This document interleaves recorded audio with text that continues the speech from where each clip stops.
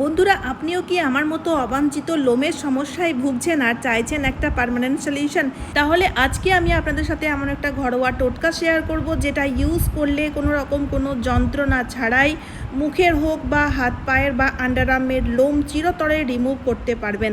আর এই টোটকাটি তৈরি করা খুবই সহজ, প্রত্যেকেই তৈরি করতে পারবে। শুধুমাত্র ভিডিওটি একটু লক্ষ্য করে দেখতে হবে। তো চলুন ভিডিওটি শুরু করা যাক। তো বন্ধুরা, এই টোটকাটি তৈরি করার জন্য প্রথমেই আমাদের নিয়ে নিতে হবে ঢ্যাঁড়স। বন্ধুরা, গরমকালে এই ঢ্যাঁড়স প্রচুর পরিমাণে বাজারে পাওয়া যায় একদম খুব সস্তা দামে।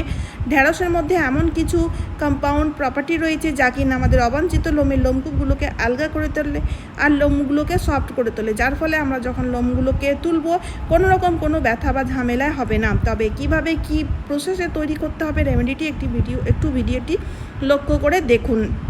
তো এখানে দেখুন, আমি এই ঢ্যাঁড়সগুলোকে না 2 থেকে 3টে ঢ্যাঁড়স নিয়েছি আর ছোট ছোট টুকরো আকারে কেটে নিয়েছি। তারপর দেখুন, এই ঢ্যাঁড়সগুলোর টুকরোগুলোকে জলের মধ্যে কিছুক্ষণের জন্য ভিজিয়ে রাখতে হবে। জল এতটা পরিমাণে দিতে হবে যত কিনা এই ঢ্যাঁড়সগুলো ভালোভাবে ডুবে যায়। কিছুক্ষণ মোটামুটি 5 মিনিট মতো ভিজিয়ে রাখতে হবে। এতেই দেখবেন অনেকটা জল অ্যাবজর্ব করে নেবে এই ঢ্যাঁড়সগুলো।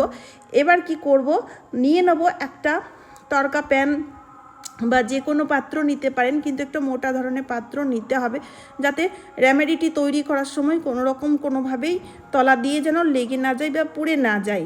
ঠিক আছে, এবার এই কেটে রাখা ঢেঁড়সগুলোকে তড়কা প্যানের মধ্যে ঢেলে দেওয়ার পরে নিয়ে নিতে হবে 1 চামচ মতো চিনি। বন্ধুরা, চিনির মধ্যে আঠালো ভাব রয়েছে যা কিনা অবাঞ্ছিত লোমগুলোকে খুব সহজেই পরিষ্কার করে দেয়, বা চিনি খুব সহজেই দেখবেন আমাদের যে ডেড সেলগুলো থাকে সেগুলোকেও রিমুভ করে দিয়ে স্কিনটাকে একদম পরিষ্কার ক্লিন করে দেয়। তারপরে আমাদের নিয়ে নিতে হবে অল্প একটু হলুদ গুঁড়ো। হলুদের মধ্যে রয়েছে অ্যান্টিব্যাকটেরিয়াল প্রপার্টি যা কিনা আপনাদের অবাঞ্ছিত লোম পরিষ্কার করার পরেও কোনো রকম কোনো ইচিং বা কোনো রকম কোনো র্যাশ বেরোবে না। আর এমনিতে হলুদ গুঁড়ো অ্যাড করলে কোনো রকম কোনো কালচে দাগ আসবে না, অবাঞ্ছিত লোম পরিষ্কার হয়ে যাবে আর স্কিনটাও খুব সুন্দর চকচকে হয়ে যাবে। এবার গ্যাসের মধ্যে বসিয়ে গ্যাসের ফ্লেমটিকে লোতে রেখে মোটামুটি 10 থেকে 15 মিনিট পর্যন্ত খুব ভালো মতো করে কুক করে নিতে হবে। ঠিক আছে, 10 থেকে 15 মিনিট কুক করলেই আপনারা দেখবেন এই মিশ্রণটি অনেকটাই ঘন হয়ে যাবে আর খুব একদম পিছল পিছল ধরনের হয়ে যাবে। দেখুন, আমি আপনাদের ছাঁকনি দিয়ে ছেঁকে দেখাচ্ছি। এই রকম কনসিস্টেন্সি হওয়া চাই এই রেমেডিটি তৈরি করার জন্য। খুবই সহজ, বাড়িতে প্রত্যেকটি জিনিসই কিন্তু যেই জিনিসগুলো দিয়ে আমরা তৈরি করছি থেকেই থাকে, প্রত্যেক বাড়িতেই কিন্তু খুব সহজেই পাওয়া যায় আর চট করে তৈরি করে আমরা ইউজও করতে পারবো। কিভাবে ইউজ করতে হবে, স্টোর করে রাখতে পারবো কিনা সেসব তথ্য আমি আপনাদের এই ভিডিওর মাধ্যমেই দেব।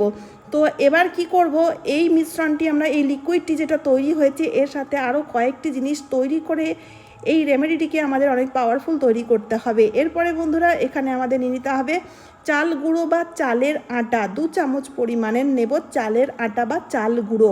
চাল গুঁড়ো বন্ধুরা এখানে না আমাদের স্কিনটাকে খুব সফট করে তুলবে। গ্লাস স্কিন পেতে হলে চালের গুঁড়ো আজ থেকেই মুখের মধ্যে ইউজ করা শুরু করে দিন। এমনিতেও বন্ধুরা, চালের গুঁড়ো আমাদের খুব সুন্দর একটা ন্যাচারাল স্ক্রাবের মতো কাজ করে থাকে, যার ফলে যত ডেড সেল থাকবে, ট্যানিং থাকবে, সেগুলোকে রিমুভ করে দেবে। তো বন্ধুরা, এই টোটকাটি আমরা তৈরি করে যে ইউজ করব, এতে আমাদের স্কিনের যাতে কোনো রকম কোনো ক্ষতি না হয়, তাই সব দিকটা ব্যালেন্স রেখে প্রত্যেকটি জিনিস আমাদের একের পর এক নিয়ে নিতে হবে। এরপরে চালের গুঁড়োটাকে না ভালো করে মিশিয়ে নেবেন প্রথম, যাতে কোনো রকম কোনো ছোটো ছোটো লাম্পস না তৈরি হয়। তারপরে আমাদের নিতে হবে লবণ।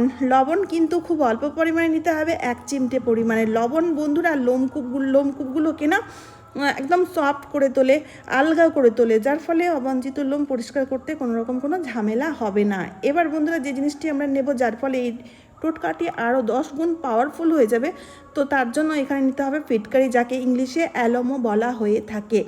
এই ফিটকারির প্রচুর গুণাগুণ রয়েছে। আমরা এই ফিটকারিকে অনেক বিউটি টিপসের ক্ষেত্রে ইউজ করতে পারি, তবে এখানে এই ফিটকারি ইউজ করলে আপনাদের অবাঞ্ছিত লোমের গ্রোথটা কমে যাবে, যার ফলে চিরতরে অবাঞ্ছিত লোম থেকে আপনারা মুক্তি পাবেন। আর দ্বিতীয়ত হচ্ছে, অবাঞ্ছিত লোমের যে ফলিকলগুলো থাকে সেই ফলিকলগুলোকে ড্যামেজ করে দেয়, যার ফলে অবাঞ্ছিত লোম ধীরে ধীরে রিমুভ হয়ে যাবে আর অবাঞ্ছিত লোম আর গজাবে না, গ্রোথটা কমে যাবে। আর অবাঞ্ছিত লোমের লোমকূপগুলোকে যেহেতু আলগা করে দেয়, তাই খুবই সহজে পরিষ্কারও হয়ে যাবে। তো এখানে ফিটকারিটাকে না যে কোনো পাথরের মধ্যে জল দিয়ে ঘষে নেবেন বা দুধের ইউজও করতে পারেন। ঘষে নিলেই দেখবেন একটা খুব সুন্দর মতো পেস্ট তৈরি করতে হবে। এই প্রসেসটি কিন্তু একটু কষ্ট করে আপনাদের করতেই হবে। এখানে আপনারা যদি মনে করছেন ফিটকারি পাউডারের ইউজ করব, ফিটকারি পাউডারের ইউজ করা যাবে না, কারণ এরপরে না অনেক কমেন্টও আসে যে দিদি এভাবে করব ওভাবে করব। তার জন্যই আমি বলে দিচ্ছি, এখানে শিলের মধ্যে আমি যেহেতু শিলের মধ্যে বা যে কোনো পাথরের মধ্যে ফিটকারিটাকে জল দিয়ে ঘষে পেস্ট তৈরি করেই আপনারা এই মিশ্রণটির সাথে মিশিয়ে ইউজ করবেন। এবার কিভাবে অ্যাপ্লাই করতে হবে? অ্যাপ্লাই করার আগে অবশ্যই আপনাদের সেই জায়গাটিকে ভালোভাবে পরিষ্কার করে নিতে হবে, যাতে মুখের মধ্যে কোনো রকম কোনো ঘাম না থাকে। ঘাম থাকলেই এই টোটকাটি কোনো রকম কোনো ওয়ার্ক করবে না, এই কথাটা কিন্তু মাথায় রাখতে হবে, ঠিক আছে? তো আমি আপার লিপ লোয়ার লিপের মধ্যে যেই লোম রয়েছে সেইগুলোকে পরিষ্কার করব। তারই সাথে সাথে বন্ধুরা আমার কানের সাইডেও কিন্তু ছোটো ছোটো একদম সফট সফট পাতলা ধরনের লোম রয়েছে, সেগুলোকেও পরিষ্কার করব। মানে আপনাদের মুখের মধ্যে যেখানে যেখানে লোম থাকুক না কেন সব জায়গায় আপনারা এই টোটকাটি অ্যাপ্লাই করবেন। পুরো মুখের মধ্যেও যদি এই মিশ্রণটি লাগিয়ে নেন কোনো রকম কোনো ক্ষতি হবে না, বরং আপনাদের মুখ আরও চকচকে গ্লোয়িং হয়ে যাবে। আর মুখের মধ্যে যে পাতলা পাতলা লোমগুলো রয়েছে সেগুলোও পরিষ্কার হয়ে যাবে। অনেকেই রয়েছে যাদের ফোরহেডের মধ্যেও অনেক অবাঞ্ছিত লোম থাকে, তো সেগুলো পরিষ্কার হয়ে যাবে।